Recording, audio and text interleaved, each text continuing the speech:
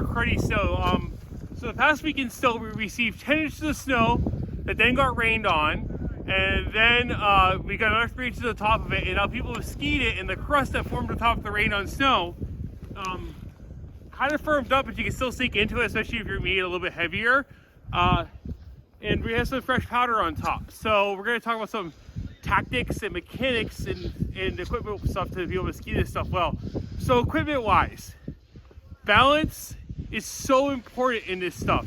Soft boots that don't fit well can be very detrimental to skiing this stuff. My boots basically don't flex, and your ankles really don't need to flex for a lot of stuff, but I would say it's really, really key in this stuff. And also skis. I like to have skis. I'm 173 centimeters tall. My skis are 184, although it's kind of sinking down in. Honestly, I could probably use more like a 190 and be even easier for me. I know most people are saying that's crazy. Why would you want a longer ski? Well, it's because as you go through and experience all the rubble and all the change in snow, it's easier to manage forward and aft balance on that longer ski. So that's the equipment. So tactic wise, I'm gonna try to ski a slow line fast most of the time.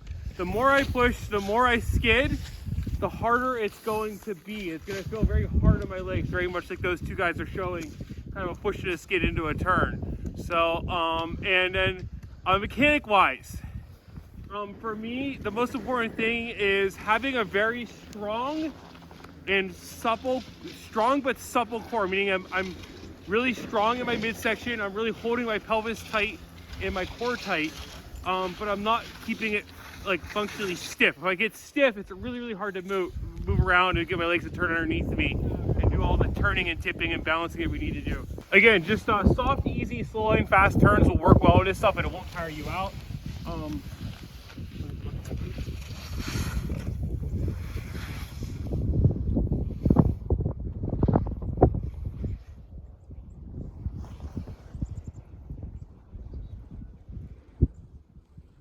So Diane, what did you say that you like to do in this snow to make it easier for yourself?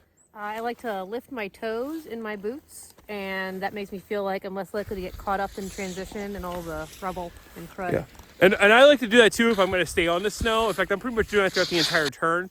I personally I like to transition in midair because it's safer for me, and some people might not like that. And if I do have to do any big pivot or steering effort, it's going to be at the start of the turn, and it's going to be in midair so I don't get caught up in the snow as I pivot into the turn. So I'm just going to pivot in midair if I have to, but you shouldn't have to. It's wide open. So, and then on that, we're going to go ahead and film some clips. I'm going to get Diane doing some of that nice, softer skiing that I don't like to do sometimes. So.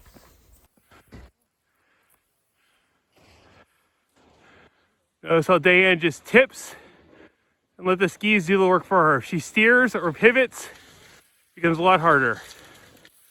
Oh, nice recovery.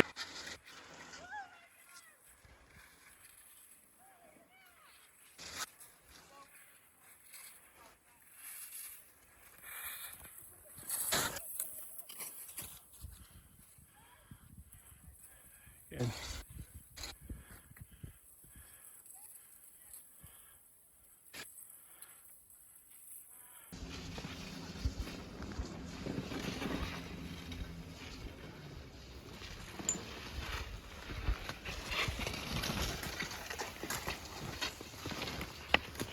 guys, that's how you can ski some pretty nasty crud.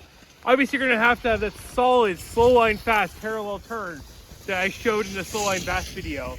And you're gonna be able to adapt that at will to sometimes where I showed where I had to hop to redirect the air, which is kind of breaking that roll a little bit, but you can't really shape a turn too well in this stuff. It requires a lot firmer touch than normal. Yeah, so just the ability to be able to be stronger in the midsection, either lifting your toes or pressing down to your heels, moving aggressively through the turn so that you're not getting your skis caught up, and just moving through balance mistakes too. And I think I mentioned it at first too, but just making sure too that I have my hips are back, my shoulders back, and that gives me entire range of motion of my body to be able to use my entire up and down suspension. So again, relatively enjoyable condition. A lot of people are trying to ski this at various degrees of success. I honestly kind of like it. I know some people, it's not their cup of tea, but if you like the tips, like and subscribe for more Josh's Ski Hacks. Thanks.